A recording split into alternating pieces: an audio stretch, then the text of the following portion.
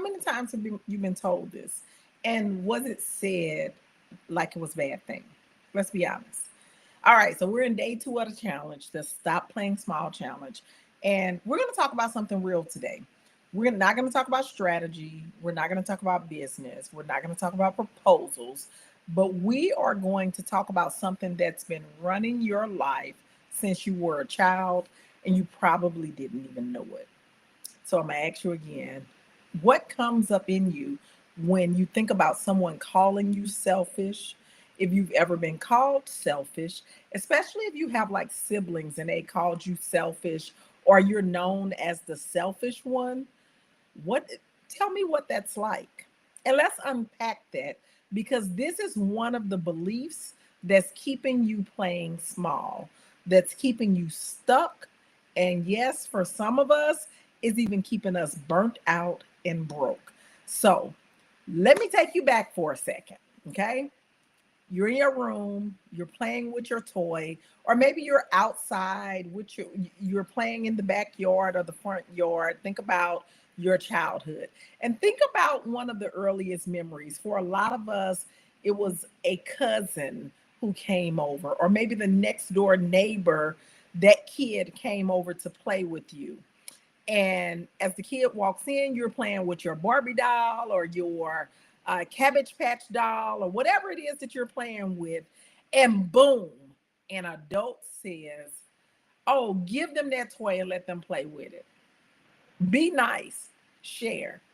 Anybody have that experience? I think we've all had that experience. Many of us have had that experience where you didn't really want to share. It was your toy, but you were made to feel guilty. Like saying no meant that you were not a good person. In that moment, that was the programming that was beginning to happen. And some of us have done this to our kids right now. And I will say this happens to women or little girls more than it happens to boys. You are playing, your cousin comes over, or your sister comes in the room, or you have something, and they knew they were coming. They knew that they needed to bring a toy with them, but your parent told you to give up the thing that you have, the thing that's giving you joy, and give it to the other person so that they can feel joy. That moment taught you this: other people's comfort matters more than yours. And that wanting more makes you ungrateful. You get to play with this all the time. Let her play with that. And then they said, if you didn't want to do it, don't be selfish. Let her play with that toy. Saying no doesn't make you selfish. None of this is true. We've been trained to believe that being nice is better than being whole. I'm going to give that a minute to digest.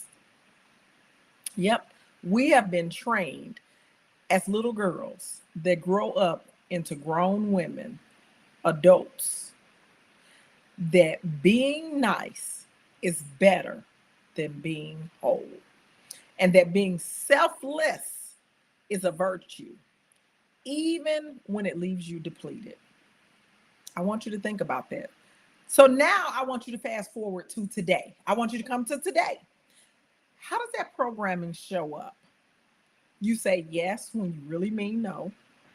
You overgive, you overcommit, and you overcompensate. All because you want to make sure that other people are comfortable, other people are happy, other people view you as nice, other people view you as accommodating. And to be quite frankly, we like the validation of people saying, "Oh, she is so nice, she is so helpful, she is so giving, she is so this." And you end up burned out and you stay broke. But you are not here. Like, if we can understand that we're not here to be the help, you're here to be the hero of your own story, not of everybody else's story, while your life is falling apart. I just need us to take this into consideration. You were born with a system of self preservation. You are wired to protect your energy, your joy, and your dreams. This is not selfish, but you got to have strategy. This is about more than just survival. We got to stop trying to survive and begin to thrive. And when you learn to say no, it's strength. It's not selfish. It's being strong. It's being able to put yourself first. You were literally designed to put yourself first. And our family, our culture, and society has taught us we need to put everyone else first. We need to take care of everyone else. In the school system, let me go to the school system. What do we do in the school system? They pay us for the expertise that we have. We go in to teach and they don't pay us enough. And so we take that same itty bitty little bitty paycheck. And what do? We buy kids lunch. We pay for field trips. We buy kids shoes. We buy snacks for the classroom. We use our money to decorate the walls. We do all of these other things, all in the idea of I'm doing this because I'm a good person. I'm doing this for the greater good. I'm doing this for them. What about for you? What about the bills that you need to pay? What about the retirement that you need to work towards? What about the children of your own who need to be taken care of? What about you? When was the last time that you went and had you a good massage? When was the last time you did you a staycation? When was the last time that you really splurged on yourself? You can't because you're too busy taking care of everybody else. So we got to get to the understanding that when we release the idea or even the care that people call us selfish, I want you to know that the person who's calling you selfish is really the selfish person because they want you to put their well-being and priorities above your own. That's what's selfish. Selfish is I want you to do something that I want you to do, and you want to do something that you want to do. And now I'm going to call you selfish because you did what you wanted to do and not what I wanted you to do. Let's really think about that. Let's just take a moment and think about that. And we do this over and over and over again. We people please. We are working to make sure that people think that we're a nice person. And we're so concerned with outside validation that we can't focus on ourselves. We can't focus on the thing that we want to do. Some of us say we want to get a consulting business. We want to, bring more income into our household. We want to go on a dream vacation. We want to pay for our kids' wedding. We want to do all these things. But what do we spend our time and energy doing? Taking care of other people, volunteering for things that don't pay us, taking care of other stuff that has nothing to do with us, all in the name of I'm not selfish. And then we make people have made us believe that being selfless is extraordinary. It makes you special. You're a hero. You're wearing a cape. But who is the hero in your life? Who's showing up for you? Because if you can't show up for you, who do you expect to show up for you? So let me give you a few action steps. So what do I want you to do? Because we're going to stop playing small. We're going to stop being the most educated. We're going to stop being the most degreed. We're going to stop being the most talented. We're going to stop being the most resourceful and the most struggling, as in financially. We're going to stop this. We're going to stop playing small. And we are going to step into who we need to be in order to move to our next level. And you get to determine what that next level is. But I'm telling you, over these 14 days, if you didn't watch yesterday's, which was day one, go back and watch day one. And we're going to talk about the number one killer of our success, day one. Today, we're on day two. And we're talking about the hidden lie that we've been taught since we were a kid. Very little. You take care of other people. You put their priorities first. And if you have the nerve to want more, that makes you selfish. And a desire is something for nasty people. You don't even say the word desire. Desire is a bad word. We got to unleash some of that training, some of those mindsets. They just no longer, they don't serve you. They didn't serve you then. They most certainly don't serve you now. So let me tell you how we're going to work through this. And I give you real practical steps. So first of all, I want you to say out loud to yourself, but out loud, not in your head, but out your mouth. I want you to say, I am the priority. Come on, say it with me. I am the priority. And now I want you to say it like you believe it. I am the priority. And I want you to say it out loud. Don't just listen to me say it out loud. I am the priority. And then believe it. You are the priority in your life. You are the priority. You are the only one that matters first. And then number two, I want you to honor your time, your focus, and your energy. Stop giving energy to things that do not serve you. Stop thinking that's selfish. No, why are you volunteering when you haven't gotten sleep? Why are you volunteering to pick kids up when you're getting off work, ripping and running? That's crazy. Honor your time, honor your focus, honor your energy.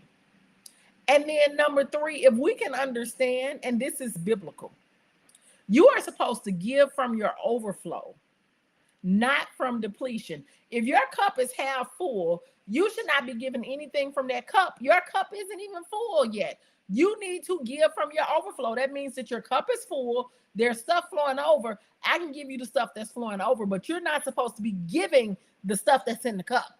The cup is for you. We keep giving people the stuff that's in the cup.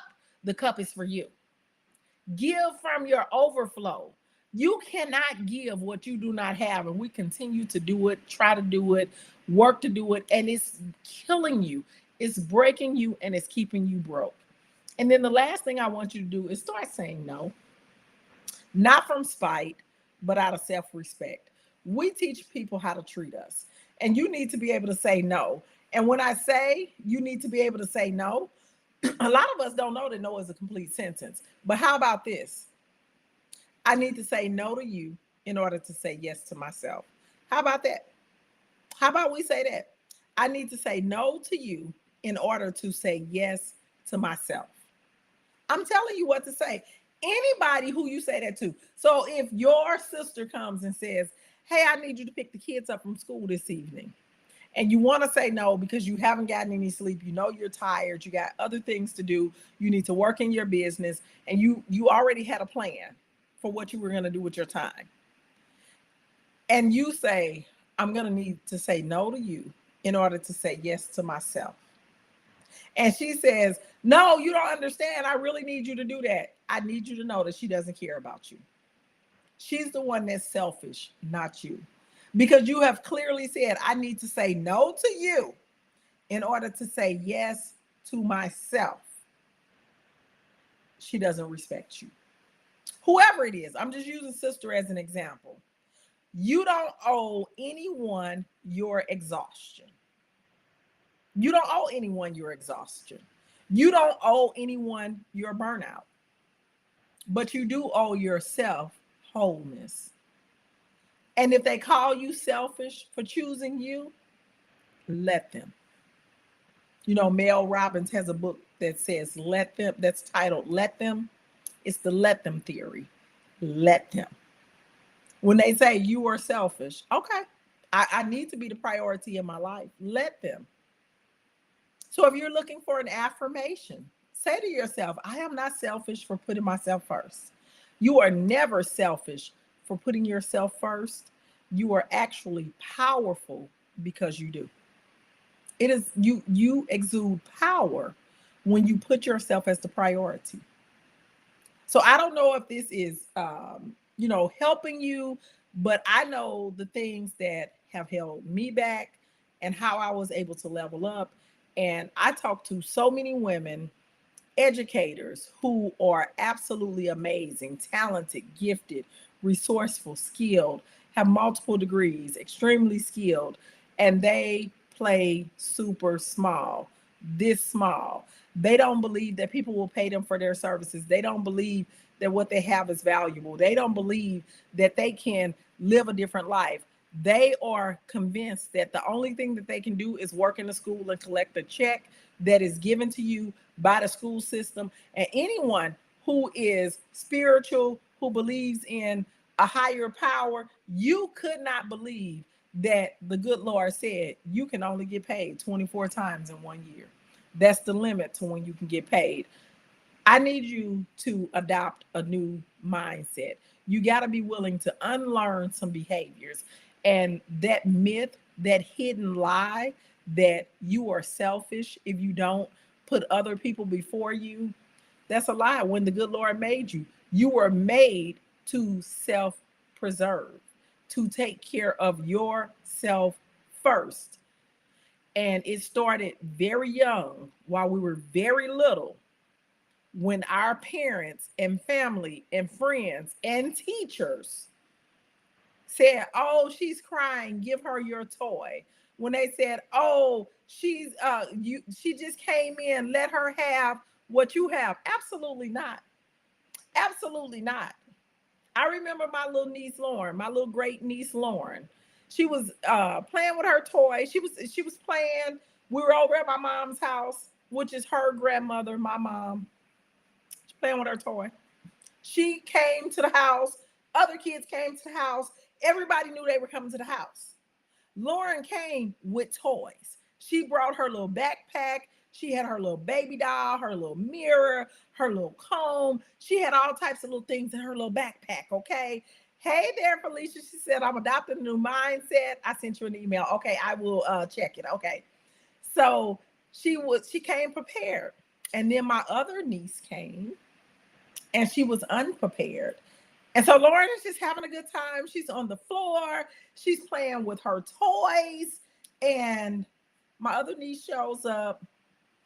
And then an adult tells Lauren, give Layla that doll and let Layla play with it.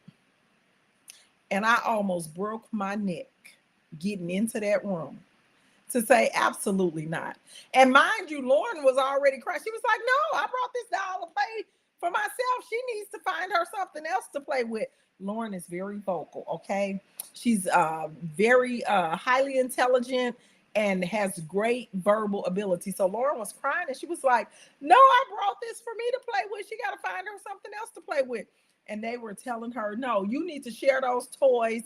And I almost broke my neck trying to get in that room to say, absolutely not. Lauren is absolutely correct. She brought these toys. Layla knew she was coming over here. She didn't bring any toys. She doesn't get to play. She needs to go create her some toys, or she needs to wait until Lauren is finished playing with her toys. But what we're not going to do, we're not going to teach Lauren to give her joy away because somebody else came unprepared. Because just like Lauren knew she was coming over here, Layla knew she was coming over here too. And that was the first time they had ever, because they were telling Lauren, "Don't be selfish." Lauren is not being selfish. Lauren is doing what she's supposed to do, creating her own joy. And I believe that's why so many of us look to other people to create our joy. We need to have somebody with us. We need to get validation from other people. No, you're responsible for your own joy.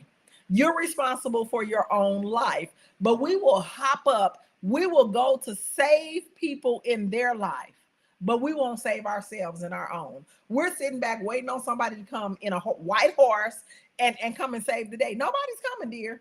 Nobody's coming. It is your job and your responsibility. But as long as you are believing the lie that you need to take care of other people first, that you need to make sure that other people are having a good time, that you need to put your feelings on the back burner and take care. No, absolutely not.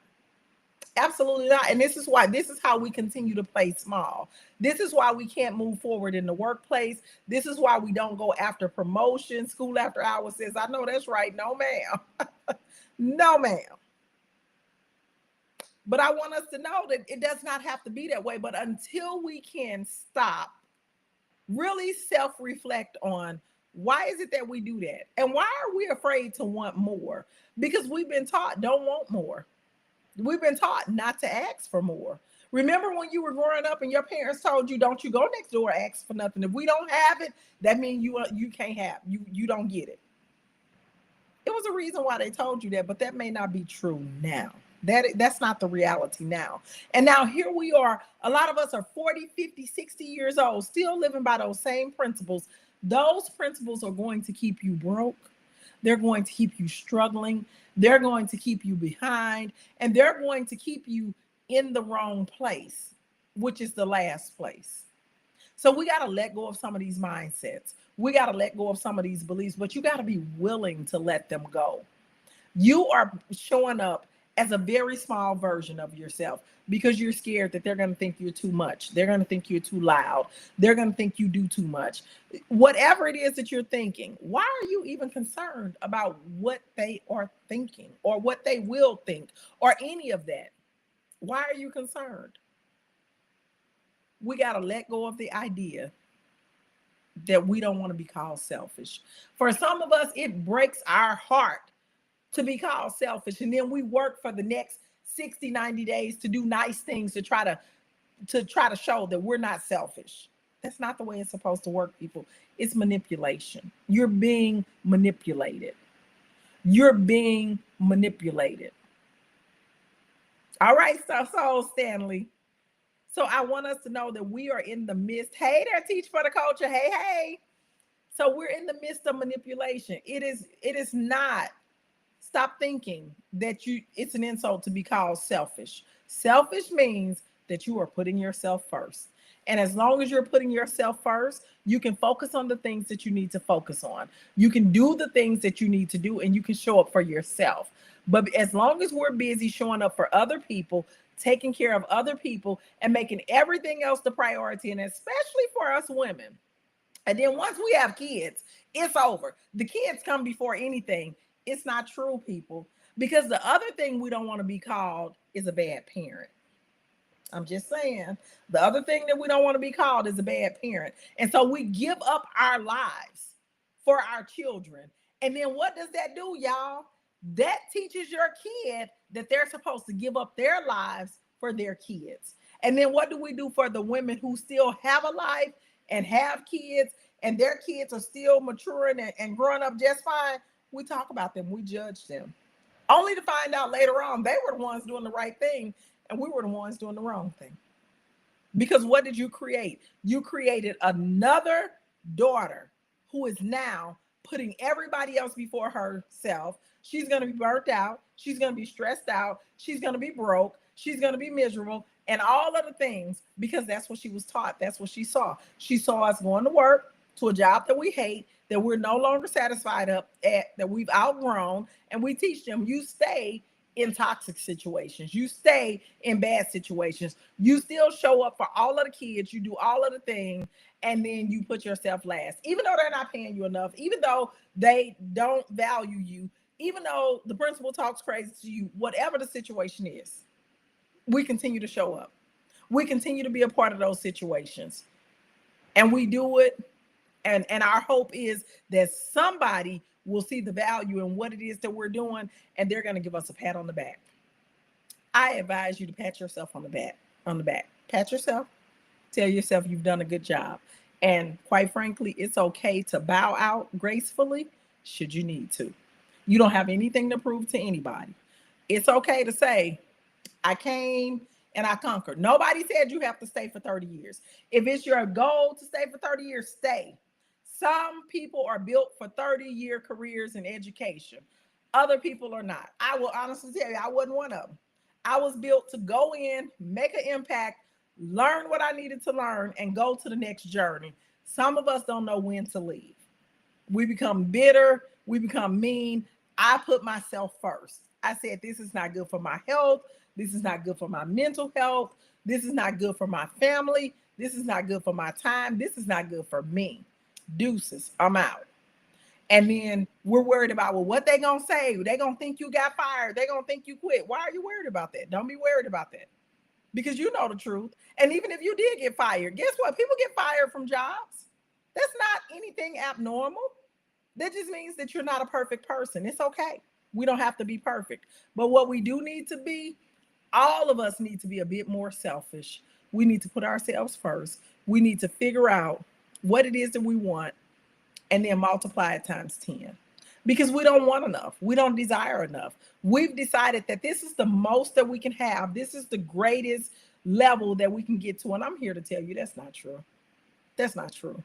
You need to dream a bigger dream. And that doesn't mean that you need to leave your job. Let me be clear. I'm not saying you have to leave your job. But what I am saying is you can make more income.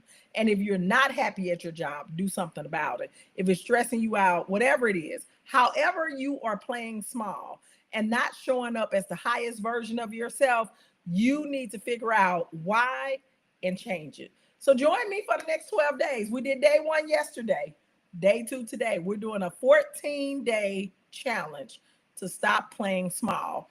And my hope is that during these 14 days, you will figure out what area you're playing small in, what mindset shifts you need to make, and how to move forward so you can show up as your whole self, as your full self, and as the self that you desire to be. So I will see you all tomorrow night so that we can